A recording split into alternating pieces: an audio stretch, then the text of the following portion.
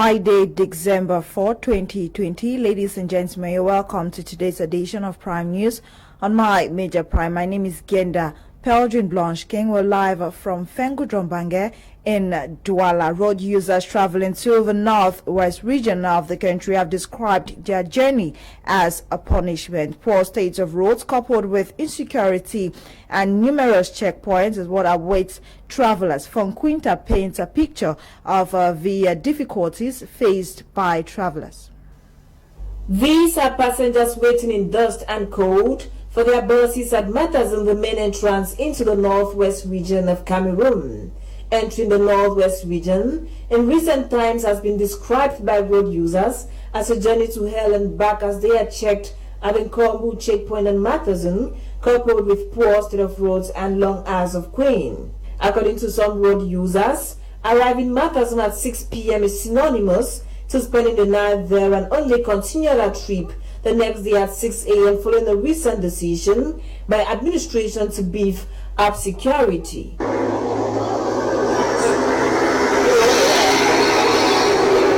Some road users who spoke of Kamer said the recent twist poses a lot of challenges as it has led to failed appointments, while drivers say the numerous checkpoints slows their journey. With the poor state of roads, long queues and an extra night spent in the bus at Matazin, road users have called on authorities to look into their plea.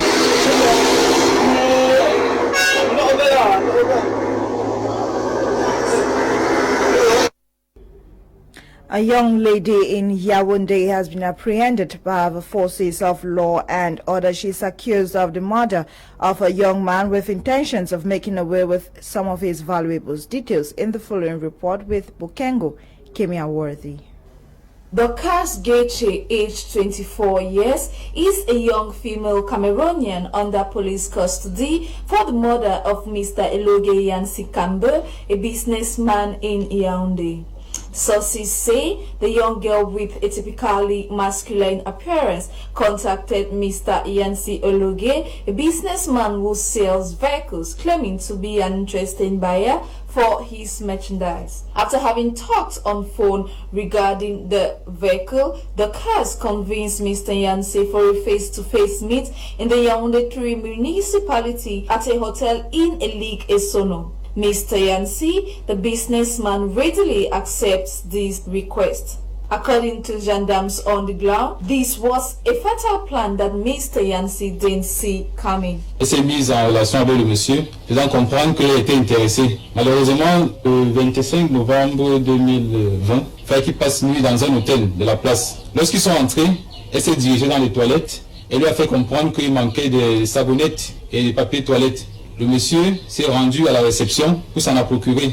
Lorsqu'il est remonté, la dame lui a présenté son verre, ce qu'il a ingurgité sans toutefois se méfier de la dame en question. Quelques instants après, il s'est couché et c'était le sommeil sans retour. Following statements from the warrant officer, Commandant Julien Nenge, she had as planned to make away with the car and leave the lifeless body of Mr. Allengagedcitizens after having drugged him to death under the bed of the hotel for the hotel managers to find later.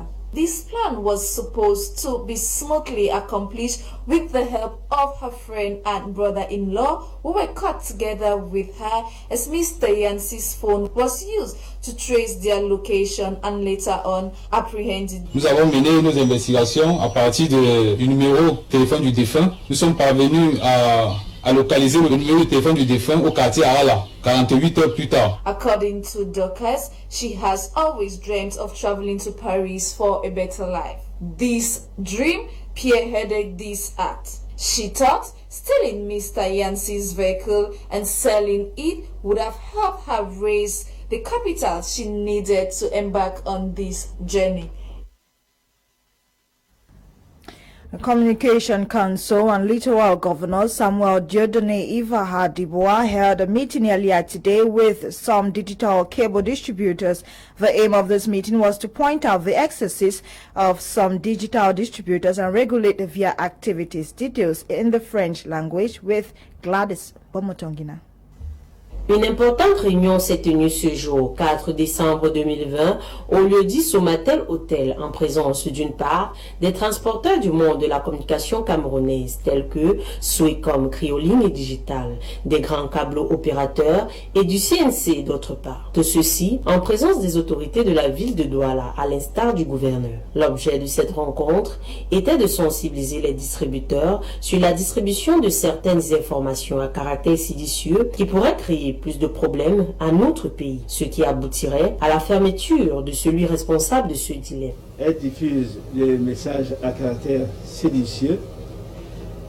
Elle détruit un discours de haine pour monter les Camerounais les uns contre les autres. Et enfin, elles appellent au billboard pour la période du 4, c'est-à-dire aujourd'hui jusqu'au 7 décembre 2020. Nous avons dit au cabinet distributeur qui relaie ces messages d'arrêter immédiatement cet exercice. S'il y a des récalcitrants, s'il y a des gens qui vont suivre l'injonction, nous serons obligés de prendre des mesures de régulation fortes, très fortes même. Nous fermerons. Tous les grands opérateurs sont là. Créoline, le grand transporteur. Swecom, un transporteur. Digital, un transporteur. Et tiens, il n'y a que ces trois-là qui peuvent être en train de transporter ce monsieur. C'est simple de conseil. Celui qui le fait, mais on coupe. Surtout que l'opérateur en question, nous, on ne le connaît même pas. On aurait souhaité qu'on nous dise qui c'est bon. On est sûr, d'ici 24 heures, 48 heures, on va savoir qui c'est. Donc, simplement, on va couper le signal. Comme autre résolution prise, la création d'une plateforme qui se chargera de veiller sur le monitoring du contenu diffusé afin de localiser ceux qui peuvent être préjudicieux. On n'est plus question de mettre sur pied une plateforme technique qui va assurer la veille technologique sur les contenus, qui va créer un cadre de consultation et petit à petit sortir du désordre et permettre ainsi l'assainissement. Par ailleurs, les transporteurs de la communication n'ont pas manqué de présenter au CNC leurs défis face à la présence de Canal+, ce qui leur a valu répondre, selon l'un d'eux, à se battre davantage. Oui, on en a profité pour évoquer les mots qui minent, n'est-ce pas, le secteur de la télédistribution, notamment les actions de certains opérateurs internationaux, les saisies des matériels. Et le CNC a été clair sur sa position.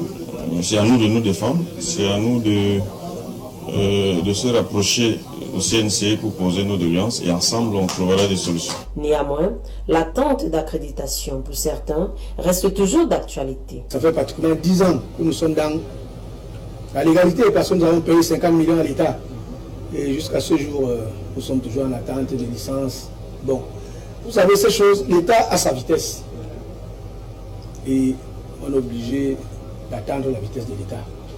Nous espérons qu'un jour, nous aurons ce sésame, ce fameux sésame qu'on appelle la licence. En définitive, cette conversation aura apporté un plus à l'assainissement de ce secteur d'activité. Councillors of Mbonge Council have voted the 2021 budget developed via community. This was during the council session held yesterday, December 3 in Mabonji, Boya Road, as Tamfo Sidwan Dimbye tells us. Councillors of the Mbonge Subdivisional Council have adopted the sum of 991,940,000 francs CFA, reflecting a slight increase of 11,940,000 francs CFA, recording 1.22% increase from the 2020 budget. 3rd of December 2020, during the budgetary session which held at Mabonji, Boya Road in Mbonge Subdivision. Addressing the councillors, Mayor Chief Daniel Matamukambe stated that the council has realized some remarkable projects following the 2020 public investment project of the council with execution rate of 41%. Following the first 10 months in office, the Mbonge Council had some achievements. Some provision of COVID kits. We have acquired a 4x4 Hilux, which was the dream of the councillors. Assistance to internally displaced persons in the municipality. Payment of a temporary contract teachers. The council also constructed one borehole with an electric pump and a water tank at newly add Marumba in Mbonge Subdivision. Even though the council had some achievements, there were also challenges faced in 2020. The council is badly hit, especially as the council is unable to collect a greater chunk of our revenue. Number 1 program for Kmer is road. Number 2 is road. Number 3 is road. Mayor Chief Daniel Matamukambe also stated that the council envisages priority projects to be carried out for the 2021 financial year. The health sector is expected to be taken as one of the top priorities as the council plans to provide medical equipment in the various health units in the subdivision. Purchase of equipment to assist the physically challenged. The education sector is equally standing tall in the list of projects to be carried out by the council and general infrastructure in strategic areas of the municipality. The mayor also insisted that the Mbonge population should embrace the presidential plan for reconstruction of the northwest and southwest regions. I want to tell the population that the presidential plan is a reality. People should not be deceived in their various villages, that they should not fail those forms. There are forms going around and there are people intimidating people in villages that when they touch the forms they will be killed. We are lacking. The session was chaired by the third assistant SDO for Meme, Kofi Roka Samson. Traditional rulers taking part in the regional elections slated for Sunday, December 6, have received financial assistance from the head of state, President Paul Biya, for campaigns ahead of the elections. According to a release issued on Wednesday by Minister of Territorial Administration, Paul Atanganji, all regional governors have to ensure that the beneficiaries get this special financial assistance from the head of state, Gladys Bomotongina, in the following report. Plus que 3 jours avant l'ouverture des urnes pour le compte des élections régionales première édition Cameroun, jour de délai donné par le chef de l'État, son Excellence Paul Biya, au travers d'un communiqué rendu public par le ministre de l'administration territoriale, en vue de soutenir les différents chefs traditionnels candidats à l'élection des conseillers régionaux du 6 décembre prochain. Un appui qui tombe à point nommé pour leur permettre de souffler et de battre campagne sur un plan équitable avec les autres candidats, bien que leur train avait déjà été mis en marche. Si nous ratons ce tournant majeur, ce tournant décisif d'un nouvel ordre politique, d'un nouvel ordre de gestion de nos communautés, de gestion de nos populations, nous n'allons vraiment pas se remettre d'ici 30 ans, d'ici 50 ans. D'ici la réception effective de ces cartons, ces chefs traditionnels auraient montré leur désir à apporter leur pierre à l'édifice du Cameroun pour l'émergence 2035. Out of the country, dozens of Ethiopian refugees have expressed growing worries over the difficulties to re-establish contact with family members back home. Sources claim Ethiopian forces have blocked entry into Tigray and many are trapped at the borders. These and more up ahead in the following report. Ethiopian forces have blocked entry into Mbato Tigray, crossing into Sudan. Tensions have been rising at the border in recent days as Ethiopians flee violence to neighboring Sudan in their numbers. According to Sudanese forces, Ethiopians have been stopped and refugees waiting on the Sudan side have become violent. Tens of thousands of refugees have poured into eastern Sudan, with many complaining that they have not been able to re-establish contact with loved ones since Ethiopia's Prime Minister Abiy Ahmed ordered military operations against northern Ethiopian region's ruling party. Though Abiy Ahmed claims conflict ended on Saturday after federal troops took control of the Tigrayan capital, Ethiopia has equally formally granted the United Nations access to deliver aid to Tigray. Cyril Ramaphosa of South Africa has announced new restrictions to handle a possible second phase of COVID-19 in the south region of the country. South Africa recorded over 4,000 new infections on Wednesday, the highest 24-hour increase since mid-August. A stricter 10 p.m. curfew will be imposed compared to the midnight cutoff time in the rest of the country. Alcohol sales and consumption will once again be limited to reduce trauma admission to busy hospitals, and social gatherings will be limited. According to President Cyril Ramaphosa, the new measures are not to punish residents, but to contain the spread of the virus and save lives. Officials will soon start visiting 2 other outbreak areas to determine an appropriate course of action. 13 countries in Africa have signed up for the trial of COVID-19 vaccine. A majority of these countries are in West Africa: Ghana, Guinea, Mali, Ivory Coast, and Burkina Faso. East African countries include Uganda, Sudan, and Kenya. Central Africa has 3 countries participating in the trial: Cameroon, Equatorial Guinea, and the Democratic Republic of Congo. Mozambique is the sole Southern African country to sign up for the trial. The clinical trial will be carried out at 19 sites continents by the Anti-COVID Consortium, which includes 26 prominent African and global research and development organizations.